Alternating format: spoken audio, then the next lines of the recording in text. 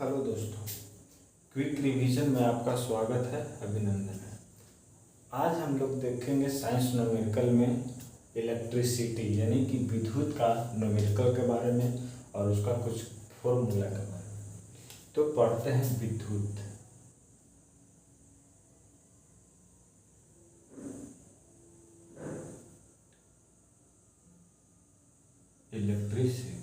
Electricity के बारे में। तो इलेक्ट्रिसिटी का जो फॉर्मूला, पहले हम इसका फॉर्मूला देख लेते हैं सब, उसके बाद इस पर आधारित इस पर आधारित हम लोग कुछ क्वेश्चन देखेंगे, कुछ न्यूमेरिकल देखेंगे। तो सबसे पहले आता है आवेश। तो आवेश बराबर क्या होता है? धारा इंटू समय। यानी कि आवेश को सूचित करते हैं Q से और धारा को सूचित करते हैं I से, इंटू T को सूचित करते हैं T से। यानी कि आवेश बराबर धारा इंटू समय, यानी कि Q बराबर I इंटू T। अब नेक्स्ट फॉर्मूला इसका क्या है? कूलाम का नियम।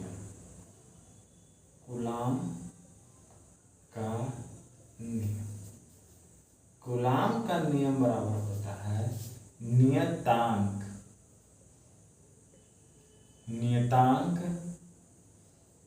इंटू आवेश फर्स्ट इंटू आवेश सेकेंड बाई दूरी का हौस। यानी कि कूलाम को नियम को डिनोट करते हैं F से। F बराबर होता है K नियतांक है, इंटू आवेश Q1 into Q2 by R square, दूरी को R से। यहाँ जो K है, K बराबर क्या होता है? 1/4 पाई एप्सिलॉन 0। और इस 1/4 पाई एप्सिलॉन 0 का मान होता है 9 इंटू 10 के पावर 9 न्यूटन मीटर स्क्वायर पर कूलाम स्क्वायर। ठीक है। अब इसके बाद नेक्स्ट क्वेश्चन देखते हैं। नेक्स्ट फॉर्मूला देखते हैं। नेक्स्ट फॉर्मूला क्या कहता है? नेक्स्ट फॉर्मूला है विभव।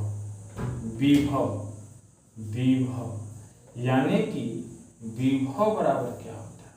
तो विभव बराबर होता है कार बटा आवेश। कहने का मतलब V बराबर W बटा Q। ये हो गया विभव। ठीक है। तो देखें क्या? आवेश बराबर धारा इंटू समय, यानी कि Q बराबर आवेश को Q से, Q बराबर I इंटू T। कूलाम का नियम नियतांक यानी कि नियतांक के लिए हम K को प्रस्तुत किया है और K यहाँ पर 1/4 पाई एप्सिलॉन 0 है। और 1/4 पाई एप्सिलॉन 0 का मान 9 इंटू 10 की पावर 9 न्यूटन मीटर स्क्वायर पर कूलाम स्क्वायर। ठीक है। K into Q1 into Q2 by R square. उसके बाद विभव बराबर है कार बटा आवेश, यानी कि V बराबर W बाई Q। ठीक है। अब देखते हैं नेक्स्ट फॉर्मूला देखते हैं। नेक्स्ट फॉर्मूला है विद्युत क्षेत्र का तीव्रता। विद्युत क्षेत्र का तीव्रता। विद्युत क्षेत्र का तीव्रता क्या होता है? फोर्स यानी कि बल बटा आवेश। तो विद्युत क्षेत्र की तीव्रता को हम डिनोट करेंगे E से। तो E बराबर क्या होगा? F बटा Q, यानी कि आवेश। अब है एक धारिता बराबर क्या होता है? तो धारिता बराबर होता है आवेश बटा विभव। बटा विभव, यानी कि धारिता को किससे डिनोट करेंगे, C से, और C बराबर क्या होता है, आवेश Q बटा V। ठीक है, धारिता बराबर आवेश बटा विभव यानी Q बटा V, विद्युत क्षेत्र का तीव्रता बल बटा आवेश यानी कि E बराबर F बटा Q और C बराबर Q बटा V। अब चलते हैं किसमें, तो अब चलते हैं संधारित्र में, यानी कि कैपेसिटर में। तो कैपेसिटर जो है, कैपेसिटर मेरा क्या है, कैपेसिटर कहने का मतलब हुआ कैपेसिटर और दोनों का अलग करते हैं, कैपेसिटर और प्रतिरोध, कैपेसिटर और प्रतिरोध यानी कि रेजिस्टेंस, कैपेसिटर और प्रतिरोध। एक होता है संधारित्र, संधारित्र इसको कहते हैं कैपेसिटर, ठीक है। एक होता है प्रतिरोध, प्रतिरोध यानी कि रेजिस्टेंस, यानी कि रेजिस्टेंस। तो संधारित्र का समायोजन यानी कि जोड़ना और प्रतिरोध का समायोजन यानी कि समायोजन यानी कि जोड़ना, ठीक है। संधारित्र का समायोजन और प्रतिरोध का समायोजन, इसमें दो तरह, यानी कि सीरीज में रहे, यानी कि श्रेणी में रहे, श्रेणी क्रम में रहे, यानी कि किसमें रहे, तो श्रेणी क्रम में, ठीक। और एक होता है समानांतर क्रम में जोड़ना, समानांतर क्रम में जोड़ना, ठीक है। एक होता है श्रेणी क्रम में और एक होता है समानांतर क्रम। उसी तरह से प्रतिरोध, प्रतिरोध भी है, एक होता है श्रेणी क्रम और एक होता है इसका समानांतर क्रम में जोड़ना, ठीक है। एक श्रेणी क्रम में जोड़ना, एक समानांतर क्रम में। तो संधारित्र का जो समायोजन होगा श्रेणी क्रम में, वो कैसे होगा, वन कैसे जोड़ेंगे, समतुल्य अगर इसका निकालेंगे तो सी से डिनोट किए, सी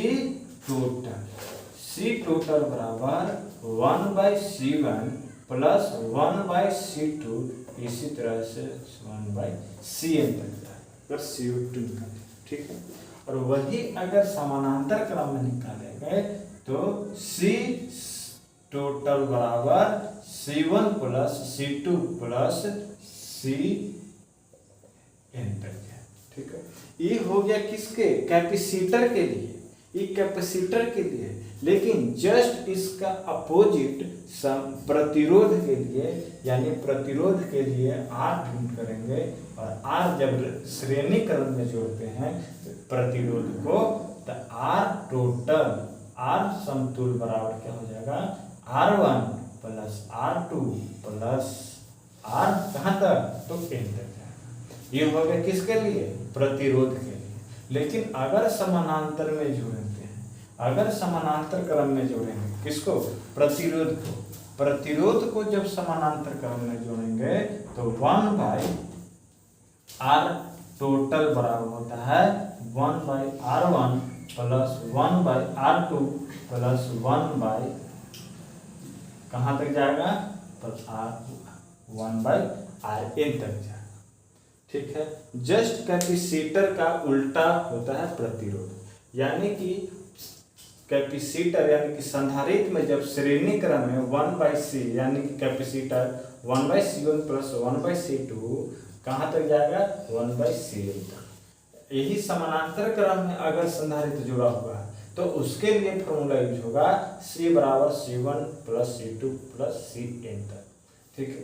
प्रतिरोध का समायोजन यानी प्रतिरोध को जब जोड़ेंगे, अगर श्रेणी क्रम में जुड़ा हुआ है तो उसके लिए R टोटल यानी कि प्रतिरोध टोटल होगा R1 प्लस R2 प्लस कहाँ तक, Rn तक। अगर समानांतर क्रम में प्रतिरोध जुड़ा हुआ है तो उसके लिए R टोटल निकालेंगे, R1 1/R1 प्लस 1/R2 कहाँ तक, 1/Rn तक। अगर यही 1/R टोटल है, ठीक है, R1 प्लस R2 तक रहे इसके लिए टोटल क्या हो जाएगा, R बराबर R1 into R2 by R1 plus R2। अगर दो को रहेगा, सिर्फ दो के लिए, अगर दो के लिए रहेगा तो R टोटल निकल जाएगा R1 into R2 by R1 plus R2। ठीक है, अब नेक्स्ट फार्मूला क्या है उसको देखते हैं। नेक्स्ट फार्मूला देखते हैं। नेक्स्ट फार्मूला है किस पर, तो ओम्स लॉ पर। किस पर है, ओम्स लॉ पर। ओम्स लॉ यानी कि ओम का नियम पर। ओम का नियम आप लोग जानते होंगे, V बराबर I इंटू आर।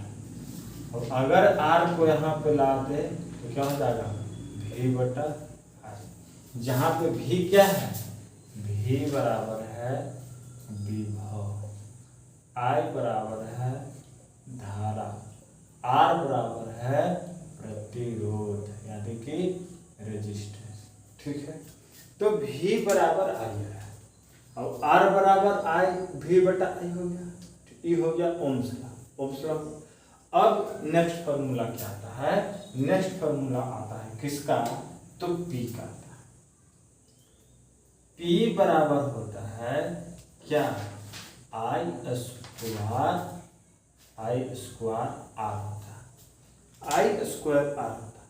तो यहाँ पे P क्या है, तो यहाँ पे P है, P बराबर पावर है यानी कि शक्ति है।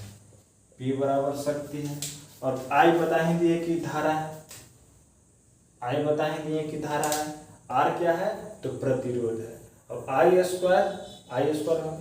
अब यहाँ से अगर हम लोग यहाँ से क्लासिफिकेशन करेंगे तो I इंटू आई स्क्वायर को I इंटू आई लिख सकते हैं। ठीक है, इंटू आर। तो इस एक IR के जगह IR की जगह भी यूज कर सकते हैं, तो क्या V इंटू आई नहीं हो जाएगा। एक और फॉर्मूला यहाँ से अगर हम इस I स्क्वायर को I इंटू आई लिखेंगे तो कोई दिक्कत नहीं, और एक R है पहले से। ठीक है, तो I इंटू आर, तो I इंटू आर क्या होता है V, तो V हो गया क्या, V इंटू।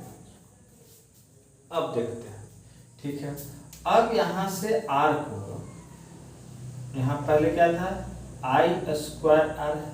ठीक है, तो I इंटू आई लिखते हैं। ठीक है, इसको अगर I इंटू आई लिखते हैं, अब अगर R के जगह पर V बटा आई लिखते हैं तो कोई दिक्कत नहीं, तो ये तो V बटा आई आ जाएगा। ठीक है, अब यहाँ से क्या करते हैं, नेक्स्ट को देखते हैं।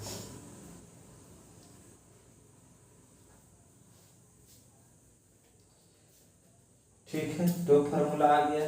उसके बाद V स्क्वायर लाना, V स्क्वायर इस I को क्या, अगर हम इस V को, इस I को अगर V बराबर I इंटू आर है। ठीक है, तो इस V के जगह पर अगर I बटा आर है तो कोई दिक्कत, V इंटू आई हो गया। अब क्या करेंगे, इस I को V इंटू आई के जगह पर, क्या I के जगह पर V बटा, यहाँ से अगर हम कितना बराबर, अगर हम निकालते हैं I बराबर, तो I बराबर क्या हो जाएगा, V बटा R। तो इस I के जगह पर V बटा अगर R रख दें कोई दिक्कत नहीं। यहाँ से एक और फॉर्मूला आ गया, V square by R. V square by R ये हो गया किसके लिए, पावर के लिए। पावर के लिए तीन फॉर्मूला, I स्क्वायर आर, दूसरा हो गया V इंटू वाई, तीसरा हो गया V स्क्वायर बाई आर। ठीक है, ये ओम्स लॉ। एक है ऊष्मा, एक है ऊष्मा। ऊष्मा बराबर होता है I square R T. I square R T, I हो गया तुम्हारा धारा, R हो गया प्रतिरोध और T हो गया आपका समय। यहाँ पे T से डिनोट कर देते हैं। T बराबर क्या है, तो T बराबर समय है। तो ऊष्मा यानी कि हीट, हीट बराबर आई स्क्वायर आर टी, एक फॉर्मूला हुआ। और इस आई स्क्वायर आर के जगह पर पावर रख सकते हैं, कोई दिक्कत नहीं। तो आई स्क्वायर आर के जगह पर पावर अगर रख देंगे तो P इंटू टी हो जाएगा, एक फॉर्मूला और तैयार हो गया। यानी कि P इंटू टी, अगर ऊष्मा बराबर पूछेगा तो P इंटू टी हो जाएगा। ठीक है, अब यहां से देखते हैं कि अगर इस I को I इंटू आई लिखेंगे, इंटू आर हो गया और टी हो गया, तो एक आई आर के जगह पर भी लिख सकते हैं, कोई दिक्कत नहीं। तो आई इंटू भी इंटू टी, यानी कि वी आई टी, एक फॉर्मूला और यूज कर सकते हैं, भी और आई टी। ठीक है, तो ये ओम ला हो गया, भी बराबर आई आर यहाँ से निकालेंगे तो भी बाई आर, और आई बराबर निकालेंगे तो भी बटा, यहाँ से P है, P हो गया पावर, शक्ति बराबर आई स्क्वायर आर। फिर दूसरा फॉर्मूला V इंटू आई, यानी विभव इंटू धारा। तीसरा formula V square by are.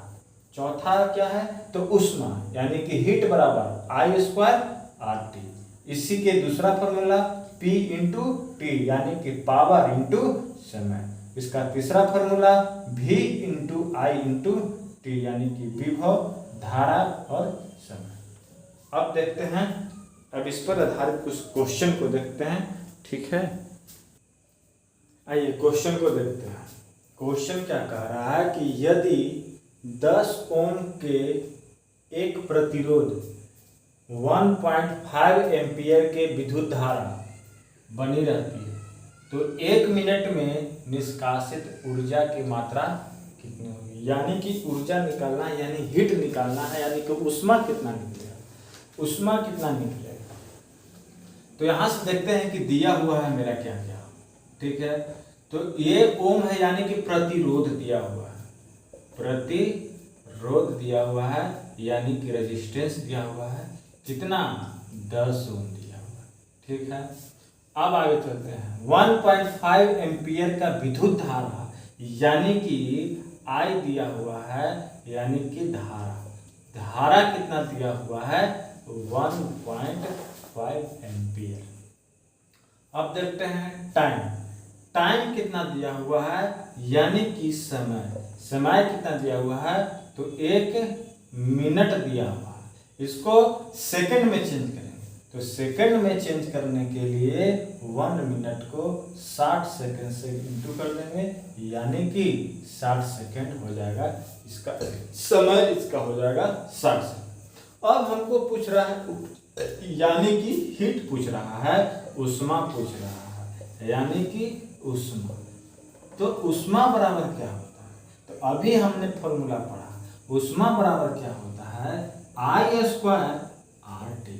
जब ये तीनों दिया हुआ, ऐसे तो 3 फॉर्मूला बताए थे, एक बताए थे वी आई टी, एक बताए थे आपको P इंटू टी, ये 3 फॉर्मूला आपको बताया है। लेकिन यहाँ पर जो फॉलो कर रहा है, इस फॉर्मूला को फॉलो कर रहा है, ये दोनों को, क्योंकि I भी दिया हुआ है, R भी दिया हुआ है और T भी दिया हुआ है। तो V बराबर, तो हीट बराबर क्या हो जाएगा आई स्क्वायर आर टी। आई कितना है, तो 1.5 का होल स्क्वायर, इंटू आर कितना है 10 ओम, इंटू टी कितना है, समय कितना है, तो 60 सेकंड है। ठीक है, तो 1.5 इंटू 1.5 इंटू 10 इंटू 60, ठीक है, इतना हो गया 60। अब यहाँ से हटाएंगे शून्य, यहाँ से हटाएंगे तो शून्य, दशमलव हटाएंगे, 10 से 10 खत्म, 1 शून्य से 1 शून्य खत्म, 15 इंटू 15 225, और 225 इंटू 6 1350 क्या ऊष्मा का ऐसा मात्रक। ये हो गया आपका इस क्वेश्चन का आंसर, यानी कि ऑप्शन नंबर फर्स्ट। अब देखते हैं नेक्स्ट क्वेश्चन। नेक्स्ट क्वेश्चन क्या कहता है, आइए नेक्स्ट क्वेश्चन देखते हैं। नेक्स्ट क्वेश्चन कह रहा है कि यदि श्रेणी क्रम में संयोजित 5 ओम, 6 ओम और 7 ओम के 3 प्रतिरोधों को 9 वोल्ट के बैटरी के साथ जोड़ा जाता है, तो 6 ओम के प्रतिरोध में विभवांतर ज्ञात करें। कह रहा है कि जो 6 ओम का प्रतिरोध है उसमें कितना विभव जाए। तो सबसे पहले हम लिखेंगे कि क्या क्या हमको दिया हुआ। तो दिया हुआ है प्रतिरोध, यानी कि रेजिस्टेंस R1 दिया हुआ है 5 ओम, R2 दिया हुआ है 6 ओम और R3 दिया हुआ है 7 ओम। ठीक है, 5 ओम, 6 ओम और 7 ओम दिया। लेकिन ये जो रेजिस्टेंस है वो जुड़ा हुआ किस में है, श्रेणी क्रम में। तो जब ये श्रेणी क्रम में जुड़ा हुआ है तो श्रेणी क्रम का आपको फॉर्मूला में हमने बताया था, श्रेणी क्रम में अगर जुटा रहेगा तो किसको R इक्विवेलेंट बराबर क्या होगा, R इक्विवेलेंट बराबर R1 plus R2 plus R3 dot dot dot कहाँ तक, Rn तक। ठीक है, अगर इस श्रेणी क्रम अगर समानांतर क्रम में जोड़ा जाएगा उसके लिए R इक्विवेलेंट क्या होगा, 1/R1 plus 1/R2 dot dot dot 1/Rn तक। ठीक है, लेकिन ये तो श्रेणी क्रम में है, तो इसके लिए श्रेणी क्रम में R इक्विवेलेंट बराबर क्या हो जाएगा, R इक्विवेलेंट बराबर R1 plus R2 plus R3। तो R1 कितना 5 ohm plus R2 6 ohm plus R3 7 ओम और तीनों मिलाकर हो जाएगा 6 5 11 और 7 18। ये तो मेरा निकल गया रेजिस्टेंस, ये कुल रेजिस्टेंस निकल गया कितना ओम, 18। अब वोल्ट दिया हुआ है यानी कि विभव दिया हुआ है, वोल्ट कितना दिया हुआ है, 9 वोल्ट दिया हुआ है। ठीक है, तो यहाँ से यहाँ वोल्ट दिया हुआ है, यहाँ रेजिस्टेंस दिया हुआ है, तो ओम्स लॉ से यानी कि ओम्स लॉ से V बराबर I इंटू R। यहाँ से V दिया हुआ कितना 9V बराबर I रेजिस्टेंस यानी कि I हमको निकालना है, V बराबर I और I बराबर I इंटू R। तो अब यहाँ से हमको निकालना है क्या, तो I निकालना। अगर I बराबर क्या हो जाएगा, यानी कि 9 वोल्ट बाई R हो जाता है। R का मान कितना है, R का मान 18। ठीक है, तो यहां से I मेरा धारा कितना हो जाएगा, 9 1/2 हो जाएगा, 1/2 इसका क्या निकल गया, धारा निकल गया। जब यहां से धारा निकल गया, अब यहां से आगे क्वेश्चन कर रहा है कि 6 वोल्ट के प्रतिरोध के साथ विभवांतर निकालना। तो अब विभवांतर बराबर निकालेंगे, V बराबर I इंटू R।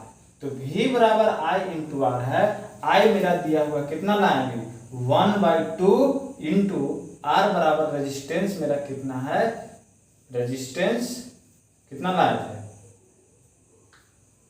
6 ओम, क्योंकि ये तो इक्विवेलेंट रेजिस्टेंस है, ये 6 ओम का हमको बताना है। 6 ओम यानी कि 1/V बराबर IR, I कितना है 1/2 और उस रेजिस्टेंस कितना है 6, यानी कि ये कट करके 3 आ जाएगा, 3 वोल्ट आ जाएगा, यानी कि इसका आंसर जो हो जाएगा वह 3 वोल्ट हो जाएगा, जो कि ऑप्शन में नहीं है, ऑप्शन गलत है। इसका जो आंसर होगा वह 3 वोल्ट हो जाएगा इसका आंसर। अब देखते हैं नेक्स्ट क्वेश्चन, नेक्स्ट क्वेश्चन कह रहा है कि 2 ओम से 10 ओम से 2 वो जुटा हुआ है किसमें, समानांतर क्रम में, और श्रेणी क्रम में जुटा हुआ है 10 ओम से। तो इसका कुल प्रतिरोध बता रहा है, कुल रेजिस्टेंस बता रहा है। तो ये 2 को जो जुटा हुआ है ये है समानांतर क्रम में, लेकिन ये जो जुटा हुआ है ये है श्रेणी क्रम।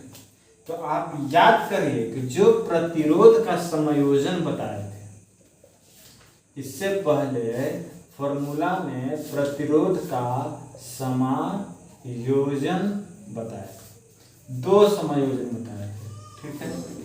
एक पहला बताए थे श्रेणी क्रम में, एक पहला था श्रेणी क्रम, दूसरा था समानांतर क्रम।